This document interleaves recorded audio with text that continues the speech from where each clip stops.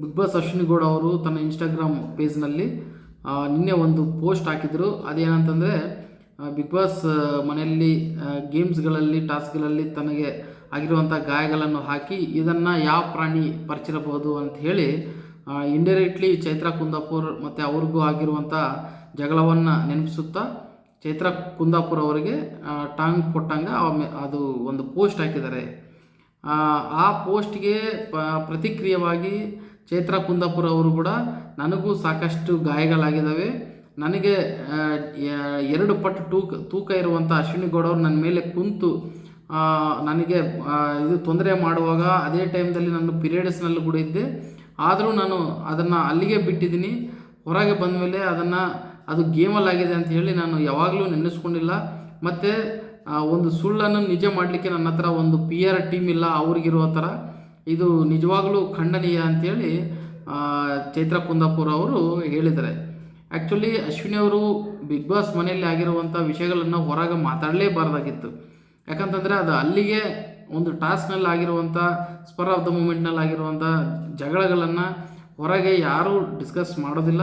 ಯಾಕಂತಂದರೆ ಡಿಸ್ಕಸ್ ಮಾಡಿದ್ರು ಅದನ್ನು ಅವರಿಗೆ ಶೋಭೆ ತರೋದಿಲ್ಲ. ಯಾಕಂತಂದರೆ ಬಿಗ್ ಬಾಸ್ ಅನ್ನೋದು ಒಂದು ರಿಯಾಲಿಟಿ ಶೋ.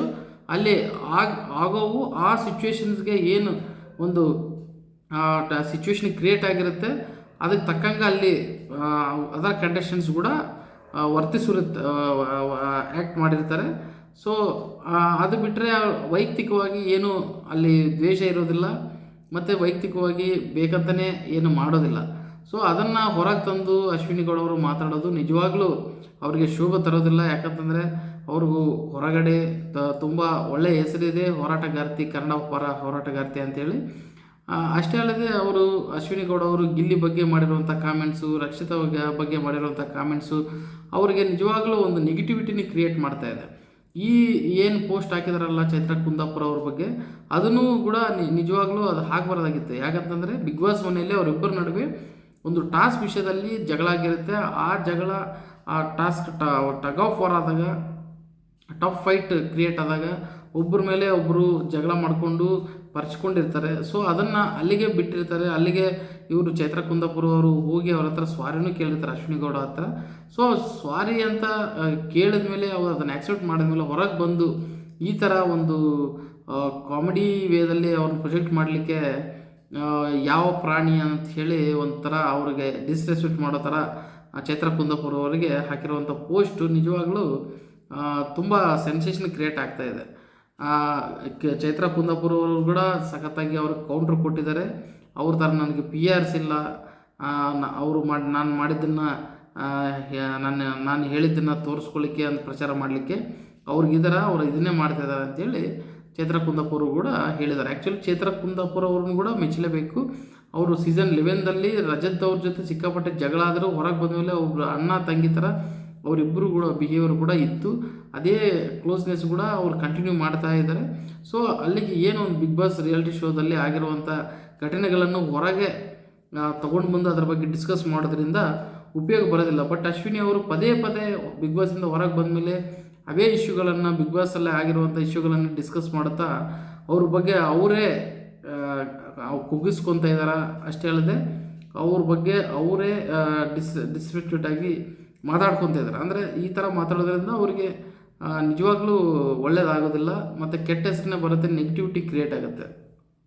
ಮತ್ತು 37 ಕೋಟಿ ವೋಟ್ಸ್ ಅರೌಂಡ್ 47 crores ವೋಟ್ ಬಂದಿದ್ದಾವೆ ಗಿಲ್ಲಿ ಅವರಿಗೆ. ಸೊ ಅದಕ್ಕಿಂತ ಹೆಚ್ಚಿಗೆ ನನಗೆ ಬಂದಿದ್ದಾವೆ. ಈ ಏನು ಗಿಲ್ಲಿ, ನಾನು ಆ್ಯಕ್ಚುಲಿ ಗೆಲ್ಲಬೇಕಾಗಿದ್ದು Gilli, second place, third place Rakshitha ಇದ್ದರು. ಅವರಿಬ್ಬರನ್ನ ಮುಂದಕ್ಕೆ ಹಾಕಲಿಕ್ಕೆ ನನ್ನ ಎಲಿಮಿನೇಟ್ ಮಾಡಿದ್ದಾರೆ. ಸೊ ಇದು ಸರಿ ಇಲ್ಲ ಅಂತ ಹೇಳಿ ಕೂಡ ಅವರು ಸೆನ್ಸೇಷನಲ್ ಕಾಮೆಂಟ್ ಮಾಡಿದರು. ಬಿಗ್ ಬಾಸ್ ವಿನ್ನರ್ ಏನು ಕ್ರೈಟೀರಿಯಾ ಐತಲ್ಲ, ವಿನ್ನರ್ ಅನೌನ್ಸ್ ಮಾಡೋ ಕ್ರೈಟೀರಿಯಾ, ಅದರ ಬಗ್ಗೆಯೂ ಕೂಡ ಅವರು ನೆಗೆಟಿವ್ ಆಗಿ ಮಾತಾಡಿದರು. ಈ ಥರ ಮಾತಾಡಿದ್ರೆ ನಿಜವಾಗ್ಲೂ ಹಾಸ್ಯಾಸ್ಪದ ಆಗುತ್ತೆ ಹೊರತು ಅದು ನಿಜ ಅಂತ ಯಾರೂ ನಂಬೋದಿಲ್ಲ. ಹೊರಗಡೆ ಬಂದಮೇಲೆ ಗಿಲ್ಲಿ ಕ್ರೇಜ್ ನೋಡಿ ಆದರೂ ಕೂಡ ಅವರು ತನ್ನ ಒಪಿನಿಯನ್ ಚೇಂಜ್ ಮಾಡ್ಕೋಬೋದಾಗಿತ್ತು. ಬಟ್ ಸ್ಟಿಲ್ ಅವರು ತನ್ನ ಒಂದು ವರ್ಲ್ಡ್ನಲ್ಲೇ ಇದ್ದಾರೆ ಅಂತ ನಾನು ಹೇಳಲಿಕ್ಕೆ ಇಷ್ಟಪಡ್ತೀನಿ. ಯಾಕಂತಂದರೆ ಈ ಲೆವೆಲ್ ಎಲ್ಲ ಮಿನಿಸ್ಟರ್ಸು, ಎಲ್ಲ ಪೊಲಿಟಿಷಿಯನ್ಸು, ಎಲ್ಲ ದೊಡ್ಡ ವ್ಯಕ್ತಿಗಳು ಗಿಲ್ಲಿನ ಭೇಟಿ ಮಾಡಲಿಕ್ಕೆ ಇಂಟ್ರೆಸ್ಟ್ ತೋರಿಸ್ತಾ ಇದ್ದಾರೆ. ಅದನ್ನೆಲ್ಲ ಆದರೂ ನೋಡಿ ಇವ್ರು ಅರ್ಥ ಮಾಡ್ಕೋಬೋದಾಗಿತ್ತು. ಇವ್ನಿಗೆ ನಿಜವಾಗ್ಲೂ ಕ್ರೇಜ್ ಇತ್ತು, ಹಂಗಾಗಿ ಇವ್ನಿಗೆ ಗೆದ್ದಿದ್ದಾನೆ ಅಂತೇಳಿ.